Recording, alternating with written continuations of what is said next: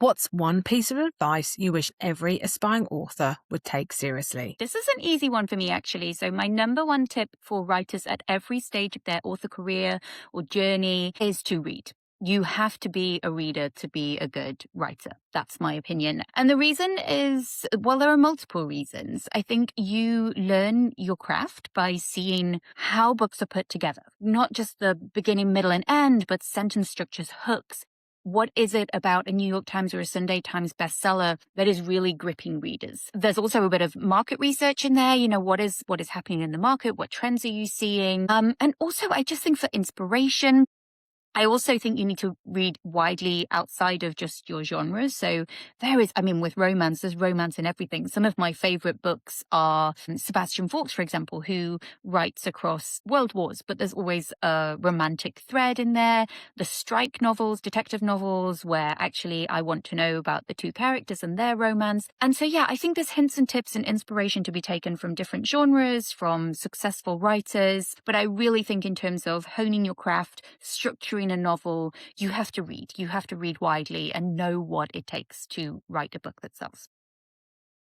What's a scene or idea you've never shared publicly but always wanted to? If I share it publicly, then I've shared it publicly. I don't actually think there's sort of a scene or an idea specifically.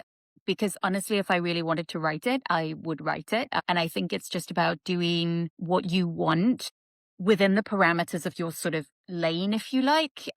So staying in your lane, but kind of flexing it. So for me, I'm in the lane is sports romance and rom-coms. So as long as I can make the idea work in there, going on a sort of mass killing spree or something is not going to happen in my sports romance or rom-coms. But I also don't think that that's an idea that would come to me and that I'd want to write about. So it's less that I would have them and not write about them. But there are some things. So like one of my number one places to plot my books is actually on the treadmill or on my supboard doing exercise. And I will suddenly find myself, I've just fallen down a rabbit hole of banter. And I will realize for like the whole half hour, all I've done is kind of play through a scene in my head, like a movie storyboard of these two characters having absolutely outrageous, flirty banter.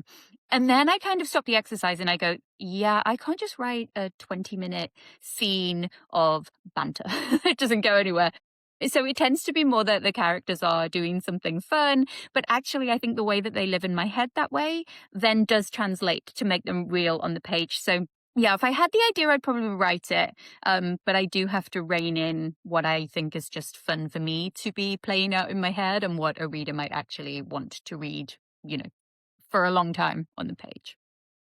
What's the weirdest or most unexpected thing you've ever Googled for a story? The weirdest thing, I don't know that it's weird. I definitely, when I was writing my dark romance, my billionaire books, they're romantic suspense. There's a thriller thread through them.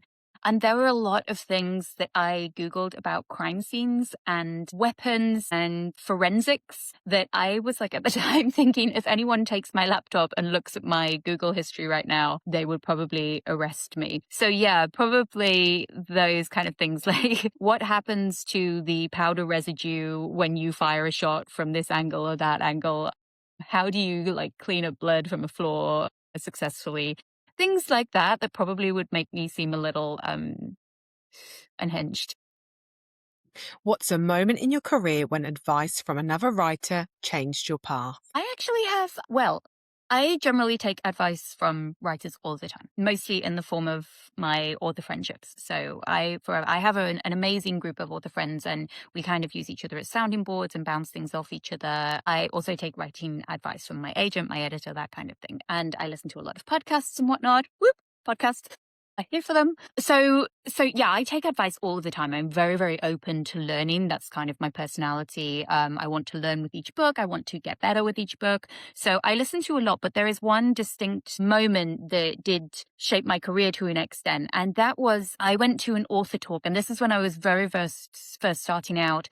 And my billionaire books, my dark romance, actually had been written as completely closed door fade to black. And I was persuaded to open the door because this was on the kind of crest of 50 Shades and dark romance, very, very sexy romance, becoming kind of commonplace in the market and selling very well commercially. So I was persuaded to take this, what had been a romantic thriller closed door, and open the door in everywhere that was appropriate. And that's one thing I will say about sexy scenes is they should always move the story along. That's my one caveat to Spice. So I went to an author talk. It was actually Dorothy Coomson, who I adore and loved at the time as well. I went to a talk of hers at a bookstore, and I said to her, I'm a little bit worried actually that I will get pigeonholed into writing this kind of high spice, dark book. Didn't really know what I was doing because I wasn't published at this point. I was going out on sub basically to try and get an agent publisher with these books. And she said to me, don't worry about the holes. She actually wrote it in her book when she signed her book to me. And so I still have it written down. She said, don't worry about the holes. What you need to do is start your career and get published. And then you can start to diversify. And she has done that. I mean, she started out in romance and now she writes more like thriller type threads. And she was dead right. So my happy place is very much rom-coms and sports romance now. But that is wholly different from where I started out in the dark, spicy romance. And she was right. I gave into it with the book. And those books sold and they became my first 3-book deal. What's the moment you realised your writing had connected with someone in a way you didn't expect?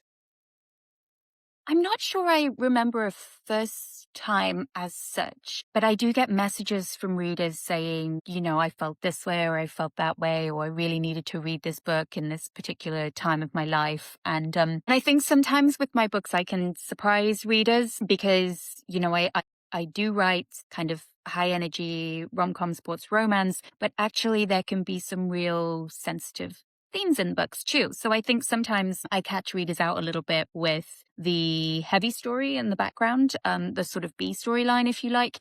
And so I think that sudden kind of we're on a high with a joke and then we're going to crash you back down. I think it can actually lend itself beautifully to a whole range of emotions. And I think that sometimes catches readers. So they tend to be the books that I get messages about. And I have had some recently really lovely ones, actually. So A Rookie Mistake, I don't want to give any spoilers per se, but there is a very sensitive health thread for one of the B characters in the story, not the main protagonist. And I got a message from someone who said, you've been through this yourself, haven't you? Because that reads so true on the page. I tend to find, every writer has a trauma, every artist has a trauma. And so it does naturally come out in your stories. But I think for someone to have acknowledged the real authenticity in what is a serious and a sensitive topic, and that it can be done in this way with spice and flirty banter and all of the fun of the book around it, I think that moment really struck me as, okay, I've managed to translate the emotion and the fun together in the same book on the page. And that felt like a real accomplishment, honestly, to make people have those kind of highs and lows in a really authentic way. Yeah. So not one specific moment, I guess, but I always making people feel is the whole joy of writing, making yourself feel while you're writing and making readers feel while they're reading that's art. That's why we do it. That's why we love it. Thank you so much for tuning in to 5 Authors, 5 Questions. I really hope you loved hearing from Laura this week. Don't forget to hit subscribe now and tune in next week to hear from my next guest.